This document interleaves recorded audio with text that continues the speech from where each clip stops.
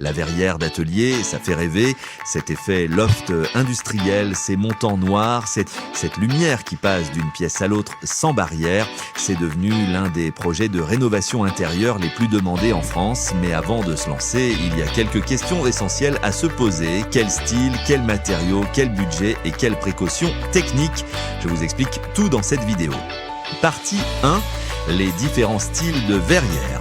Il existe 4 grandes familles. La verrière d'atelier ou industrielle, c'est la plus populaire.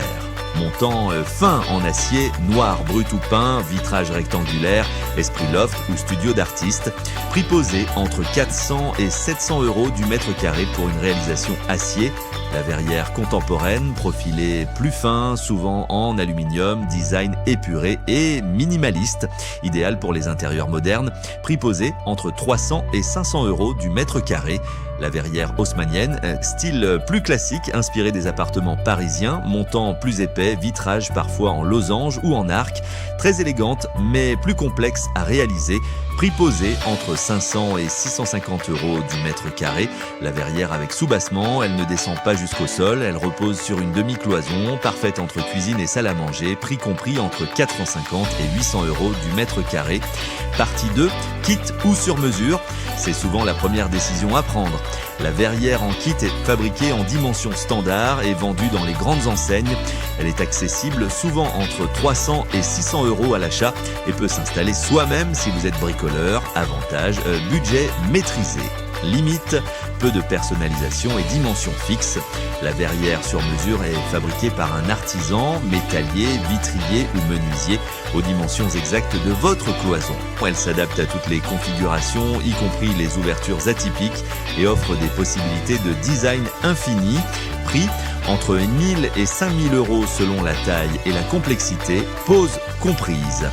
Partie 3, les matériaux. L'acier noir est le matériau emblématique de la verrière d'atelier. Robuste, esthétique, très tendance. Nécessite un traitement anti-corrosion. L'aluminium est plus léger, plus économique et demande moins d'entretien. Idéal pour les intérieurs contemporains. Le bois apporte de la chaleur et un côté naturel. Moins courant pour les verrières d'atelier, mais très beau dans les maisons rustiques ou scandinaves. Pour le vitrage, toujours du verre trempé en intérieur. Il se brise en petits morceaux non coupants en cas de choc. C'est la norme de sécurité. Partie 4, les points techniques à vérifier. Première question indispensable, le mur est-il porteur? Si votre cloison est non porteuse, c'est le cas de la majorité des cloisons intérieures en placo, aucun problème. L'installation est simple, si le mur est porteur, il faut faire appel à un bureau d'études structurelles avant tout chantier. Ouvrir un mur porteur sans renforcement, c'est un risque pour la structure de la maison. Deuxième point, une déclaration préalable de travaux est-elle nécessaire? Pour une cloison intérieure non porteuse, non, aucune démarche administrative. Troisième point, artisan RGE nécessaire, non, menuisier, métallier ou vitrier, tous peuvent intervenir sans certification spécifique requise. Partie 5, les aides et la fiscalité. Soyons directs. Il n'existe aucune aide nationale pour une verrière, ni MaPrimeRénov, ni CEU, ni Éco-PTZ. C'est un projet décoratif, pas énergétique. En revanche, la TVA est réduite à 10% au lieu de 20% pour tous les travaux d'amélioration réalisés par un professionnel dans un logement achevé depuis plus de 2 ans.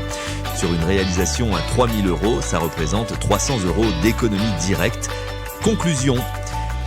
Une verrière d'atelier, c'est un projet qui transforme radicalement un intérieur, luminosité, esthétique, valorisation immobilière. Les bénéfices sont immédiats et durables.